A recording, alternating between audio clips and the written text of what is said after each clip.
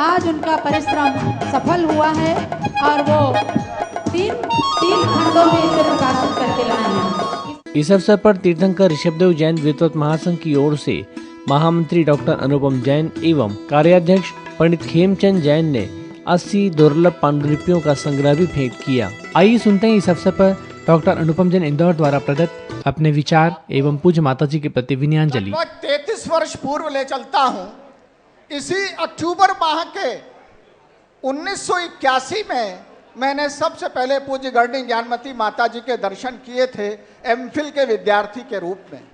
उस समय पूज्य माताजी ने मुझे ये प्रेरणा दी थी कि शोध का उद्देश्य आर्ष परंपरा और दिगंबर जैन संस्कृति का संरक्षण होना चाहिए और तुम्हें अपने शोध कार्य के माध्यम से आचार्यों के द्वारा किए गए गणितीय अवदानों को प्रकाश पे लाना चाहिए। 33 वर्षों की इस अवधि में 10 विद्यार्थियों ने मेरे पीएचडी कर ली।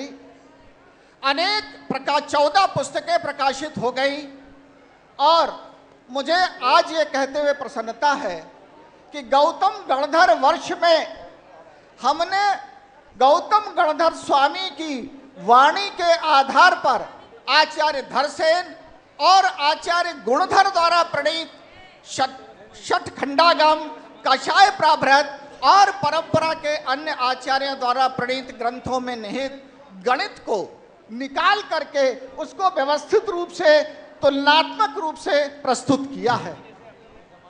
हमें आदरणीय हेगड़े जी यहाँ मौजूद हैं, इसलिए मैं विशेष रूप से उल्लेख करना चाहूँगा कि इन 33 वर्षों में हमने पाया कि आचार्य श्रीधर जो कर्नाटक के विद्वान थे, उन्होंने प्रतिष्ठा पाठ में प्रयोग में लाए जाने वाले मंत्रों के संदर्भ में, ज्योतिष ज्ञान के संदर्भ में ज्योतिर्ज्ञान विधि नाम की किताब लिखी। उस किताब से ही आचार्य वसुनंदी ने, जिनके नाम का अभी उल्लेख किया गया, आचार्य वसुनंदी ने अपने प्रतिष्ठा प्रदीप में मुहूर्त विषय के श्लोकों को उद्धृत किया है, लेकिन वह ज्योतिर्ज्ञान विधि ग्रंथ आज भी अप्रकाशित है।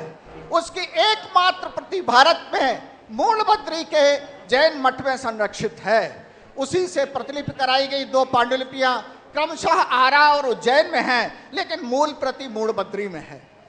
राजादित्य ने, वो भी कर्नाटक के विद्वान थे, उन्होंने 6 किताबें लिखी, उनमें से केवल 2 छपी हैं, 4 अभी अप्रकाशित हैं।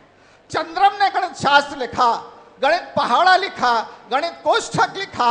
ये सब कन्नड़ प्रांतीय ताड़पत्री ग्रंथ सूची जो पंडित के भुजबली शास्त्री द्वारा संपादित है, उसमें उनके उल्लेखित है। आज मैं उनसे निवेदन कर रहा हूं कि आचार्य श्रीधर ने जो पाटी गणित सार लिखा, जिसका मंगलाचरण है नत्वाजिरम सोर्चित पाठ्या गणितस्य सारमुद्धृत्य लोक व्यवहार प्रवक्षति श्रीधराचार्य, यह ग्रंथ भी अधूरा छपा है। 300 त्रिशतिका का अर्थ है 300, इसका पूरा संपादित पाठ इन वॉल्यूम में दिया गया है, लेकिन वो जो छपा है आज तक उसमें 170 हैं। उसमें से भगवान ऋषभनाथ और भगवान संभवनाथ की स्तुति, एक श्रावक कुछ पुष्प लेकर के चला, आधे भगवान आदिनाथ को चढ़ाए, उसके आधे अजितनाथ को चढ़ाए, उसके आधे संभवनाथ को चढ़ाए, शेष को 5-5 चढ़ाए। बताओ कुल कितने पुष्प लेकर के चला था? ऐसे प्रश्नों को निकाल दिया गया है। आज मैं निवेदन करूंगा कि ऐसी कृति को भी प्रकाश में लाने के लिए वे हमें अपना संरक्षण और आशीर्वाद प्रदान करें, जिससे ये कृति प्रकाश में आ सके।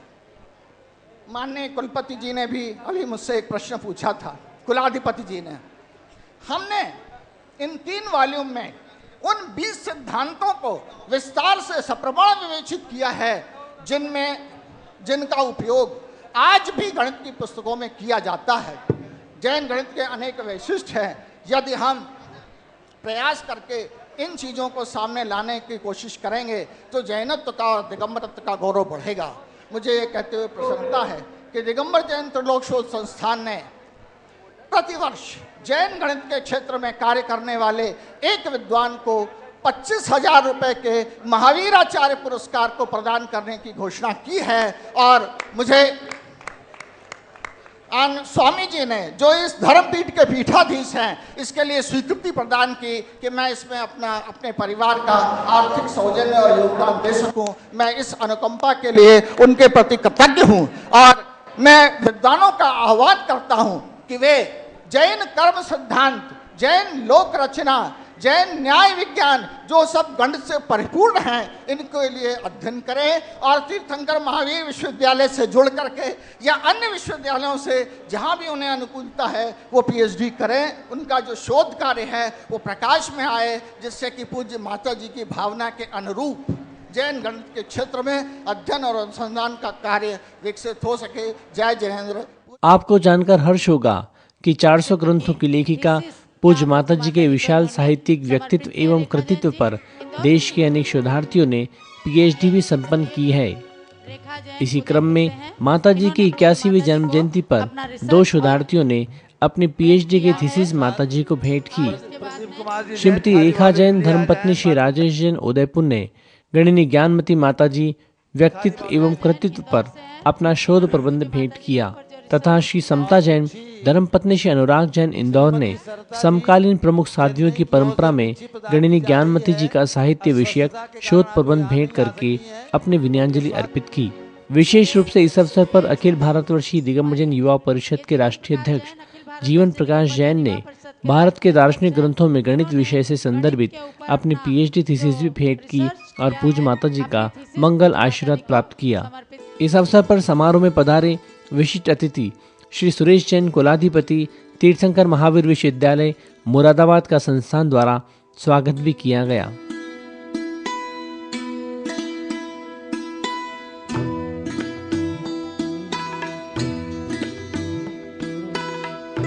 साथ में श्री कपूरचंद जैन घुवारा को भी संस्थान के पदाधिकारियों ने सम्मानित कर उनका अभिवादन किया। महोत्सव में प्रतिदिन रात्रि भगवान की आरती के उपरांत ही गौतम गंडर स्वामी की आरती तथा पूज्य गणिनी श्री ज्ञानमती माता जी की भी भक्तों ने धूमधाम पूर्वक आरती संपन्न की। विशेष रूप से शरद पूर्णिमा की मंगल आरती का सौभाग्य श्री सुरेश जैन खंडवा मध्य प्रदेश परिवार को प्राप्त हुआ।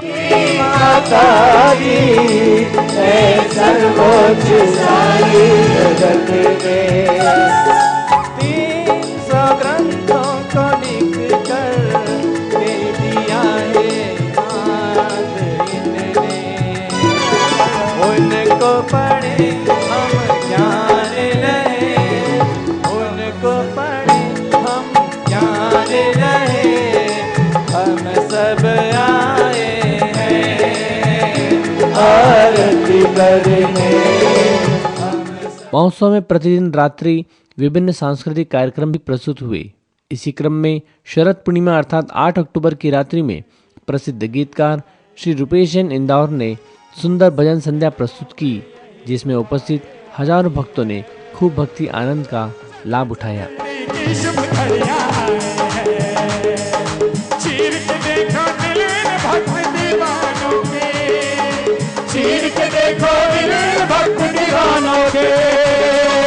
जिनमें गणिनी ज्ञानमती जी समाए हैं, जम्बूद्वीप में आज चांदनी छाई है, जम्बूद्वीप में आज चांदनी छाई है, जन्म जयंती की शुभ घड़ियां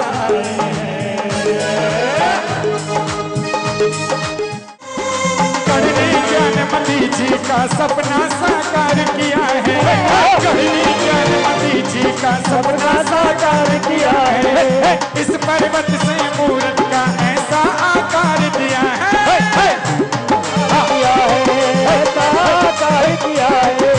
गणिनी ज्ञानमती जी का सपना साकार किया है, उस पर्वत पे मूरत का ऐसा आकार दिया है, अद्वितीय ऊंचाई होगी, अद्वितीय ऊंचाई होगी, उसमें एक सवाल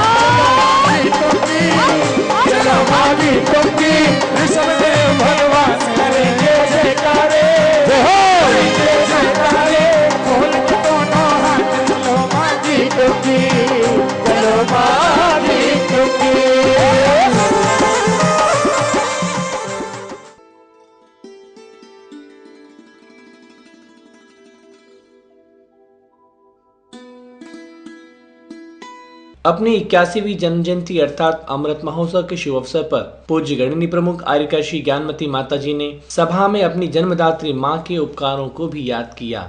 आइए सुनते हैं मां की महिमा का वर्णन करते हुए पूज्य माता जी के मार्मिक विचार। वंद्यात्माओं, संसार में हमने और आपने मनुष्य पर्याय प्राप्त की है, मनुष्य जन्म पाया है। करोड़ों करोड़ों पुरुषार्थों से ये अवसर और जैन कुल में जन्म सबसे बड़ा एक समझ लीजिए हमें और आपको पंचम काल में ये दुर्लभ रत्न मिला है। और ये होगा, मैं समझती हूँ, अनेक जन्मों के संस्कारों से। संस्कार बहुत काम करते हैं। मैंने स्वयं अनुभव किया है